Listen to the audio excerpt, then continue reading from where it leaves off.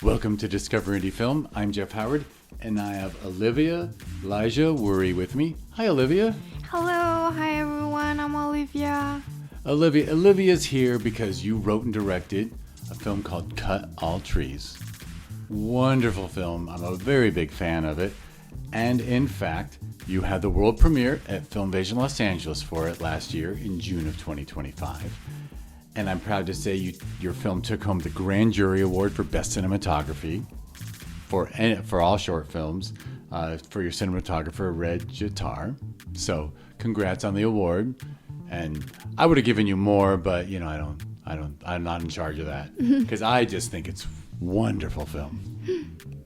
And anyone who wants to learn more about you and your film should listen to the podcast before this one in the Discover Indie Film podcast feed, because this episode is going to be you answering the 4 questions, which are: name 3 films you love, name a film you feel is underrated, name a film you feel is overrated, and name a lesser-known film that people should seek out. Of course, it's just a fun way to talk about movies, because I get people in here who love movies enough to devote their lives to it. So it's wonderful to hear what films you like. So do you want to jump right in with your list? Yes. So my 3 favorite films. The first one is The Lovers on the Bridge, and the second one would be Cleo 527, and the third one is Monster, the Japanese film that was released on 2023. Okay, so you just named 3 films I'm not sure I know. So The Lovers on the Bridge. Yes. It's a French film by Leo Carax. French. And then Cleo 527? 527 by Agnes Varda. I think I've heard of Cleo 527. You should watch it. I should watch all of them. And then the third was a Japanese film called Monster. Yes. So not the monster from America that no. got the awards. Yeah. Yeah, I think the Monster. I think this film won the Best Picture in Cannes, and the director is Hirokazu. Oh, excellent. All right, well, those... And do you want to share what you like most about those films? Or what speaks to you? Yeah, for sure. So I would talk more about The Lovers on the Bridge. It's my biggest film that I really love. And the film is just so poetic, and it actually talks about 2 lonely characters, how they meet together and how they love each other and how they kind of changes each other's life. And the film is so beautiful because it's actually like a poet to me. And it's really interesting as well. You can see a painting on fire, and you can see a bridge with the fireworks in the background. So I would say my film works is also like poetic in a way. So I guess that's the style that I really like. I was going to say that Cut All Trees is very poetic. It's visually poetic as well. And so, yeah, so it sounds like The Lovers on the Bridge was inspiring. Mm-hmm, yes. Wonderful. All right. Well, the second question is name a film you feel is underrated. Mm-hmm. So I would say A Confusion by Edward Young. And Edward Young is a really worldly renowned director, and I think a lot of people watched his films like E.E.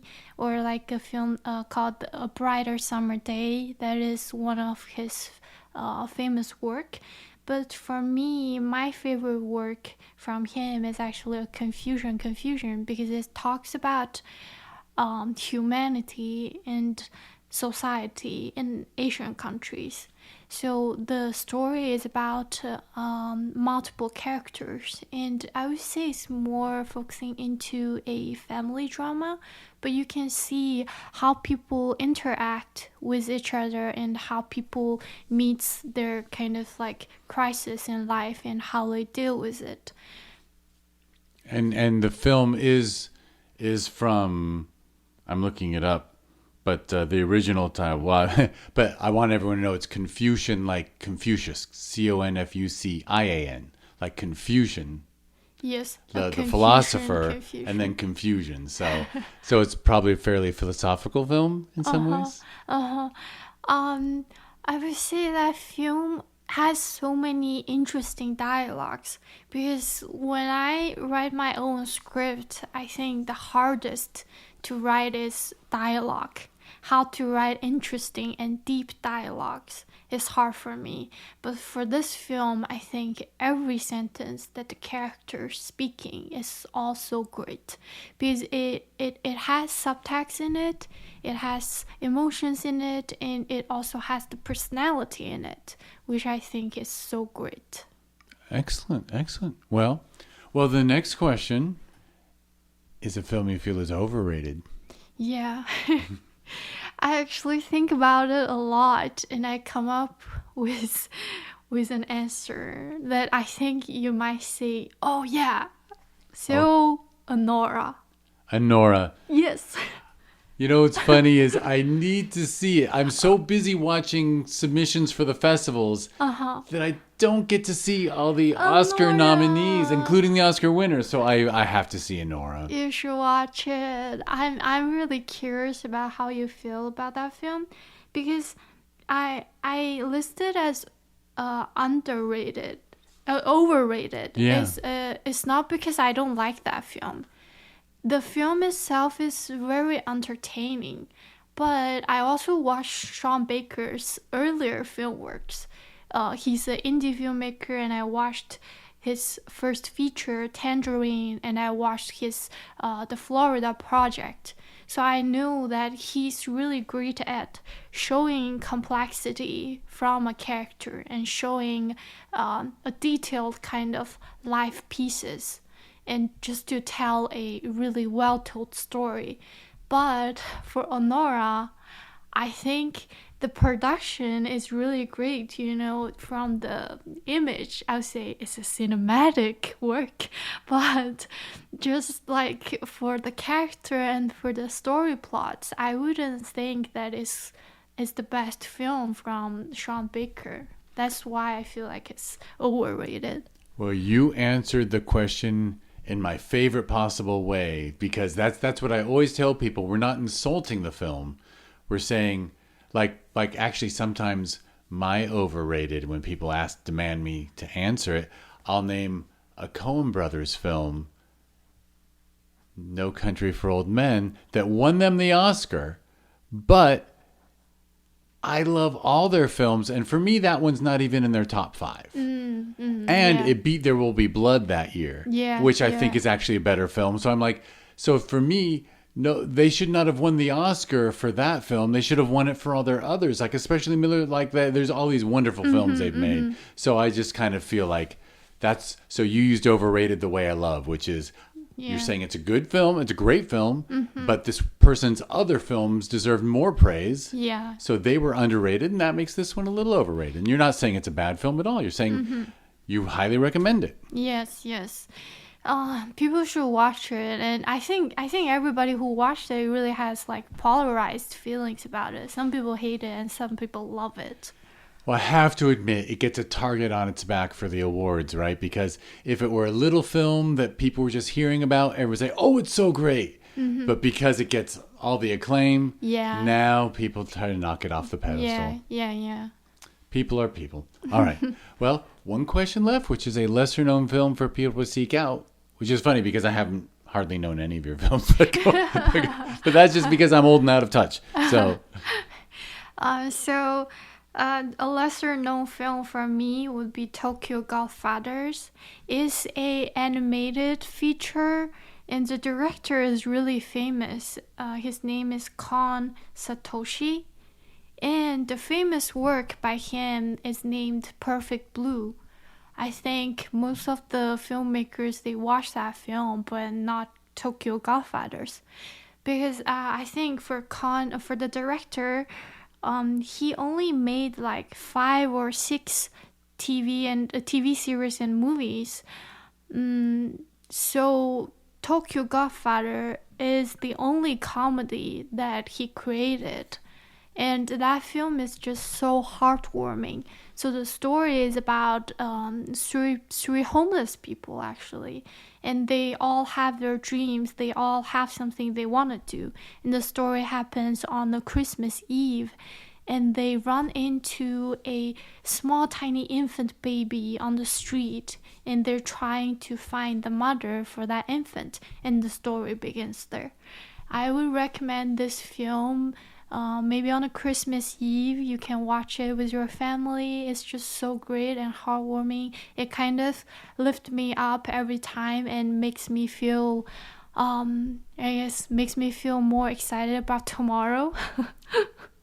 Wonderful, wonderful. And I have to admit, I think animation has an advantage sometimes because it's so hard to make animation that I think they work harder on the screenplays, right? Because the screenplay has to be perfect. Because you can't start improvising on the set. But right, doesn't it seem like animated films are often the best? Yeah. It amazes me. Yeah, and also visually you can play with something that you can't do on a real set. I think for Tokyo Godfathers, it has some racing scenes, or it has some things that where characters falling from a tall building and they're like nothing happened to them. So I guess it's more like a dreamlike world, but I really like the feeling that it's like so harmless, you know. It just creates a feeling that the world is a greater place, or to be like tomorrow will be better or something like that, you know. That's lovely. Yeah. There can be more optimism. Yes. That's lovely. I haven't thought of that. I've thought of all these things about animation, but you can. Yeah, besides the fact that you can defy the laws of gravity and everything. That's. I know it's wonderful. Yeah, I love animation. Animation's always, but who doesn't, right? I think most people like animation. All right, well, I think we're good. Thank you for your list, Olivia. I will wrap us up by first saying, all right, everybody, listen to the podcast before this one so you'll get to know Olivia better. And by the way, if you're looking for a sound person, in the show notes of this podcast, clickable link for Olivia's Instagram. So if you need a sound person, post and production, well, I'm going to say your full name, because I think I've got it right every time. Olivia Lige Wuri. Perfect. Excellent. All right. Well, thank you so much for taking the time. I will wrap us up by thanking everyone for listening. If you want to learn more about this podcast, just go to discoverindiefilm.com. If you want to learn about it on social media, go to @DIFWins. I always mention, not always, but most of the time I mention, I quit social media a year and a half ago. Well, my life, sort of, as much as I can. But so if you write to the podcast at @DIFWins on any of the platforms, my wonderful podcast producer Karina answers your questions. So there you go. I'm not on there, except I do visit Blue Sky sometimes because there's no one there, so it's not clickbait for me. But so that's the podcast. If you change that to .org, if you go to discoverindiefilm.org, that is the nonprofit that runs Film Invasion Los Angeles every summer and Sherman Oaks Film Festival every winter. And both are ranked in the top 100 best reviewed list out of 14,000 festivals worldwide. So we're proud of that. And finally, yes, they are sister festivals. And this year, 2026, they finally got a cousin. For years, we always talked to people about another Film Invasion. And this year, Film Invasion Lima in Peru happened. It's going to be next year in February of 2027, Valentine's Day weekend, which is also President's Day weekend. So everyone should just grab someone they love and go to a romantic capital in South America and watch wonderful films in a beautiful Spanish theater in the heart of Lima. There we go. That's my pitch. All right. I'll thank Olivia one more time. Thank you, everyone. And thank you, everyone, for listening.